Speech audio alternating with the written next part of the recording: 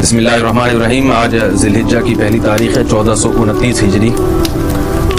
ذی الحجہ کا مہینہ جب شروع ہو جائے تو رسول اللہ صلی اللہ علیہ وسلم کی کچھ ہدایات ہیں اس کے بارے میں۔ آپ صلی اللہ علیہ وسلم نے صحیح حدیث میں فرمایا کہ ما من ایام العمل الصالح فیہا احب الی اللہ من هذه الايام او كما قال صلی اللہ علیہ وسلم، کہ ان 10 دنوں میں اللہ کو نیک عمل بہت زیادہ محبوب ہے۔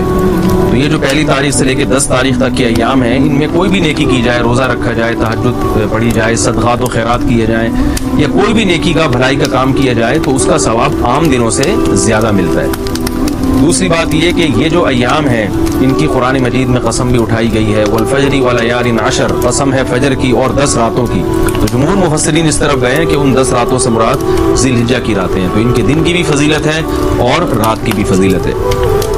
اور رسول اللہ صلی اللہ علیہ وسلم نے ان ایام کے بارے میں فرمایا کہ جس شخص کا ارادہ ہو، صحیح حدیث ہے، جس شخص کا ارادہ ہو قربانی کرنے کا تو اس کو چاہیے کہ ان دنوں میں اپنے ناخن اور بال نہ کاٹے۔ تو بہتر ہے، مستحب ہے، کوئی فرض واجب نہیں ہے، لیکن افضل یہ ہے کہ جس نے قربانی کرنی ہو تو وہ پہلی تاریخ سے لے کر جب تک قربانی نہ کر لے وہ اپنے بال اور ناخن نہ کاٹے، افضل ہے یہ۔ اور ایام تشریق بھی ہے، ان میں 9 ذی الحجہ سے لے کر 13 ذی الحجہ تک ایام تشریق شروع ہوتے ہیں، جن میں تکبیرات تشریق ہے، جس میں زور زور سے اللہ اکبر اللہ اکبر لا الہ الا اللہ اللہ اکبر اللہ اکبر وللہ الحمد یہ پڑھا جاتا ہے۔ یہ بھی انہی ایام سے منسلک جو ایام ہیں ان کی فضیلت کی بات ہے۔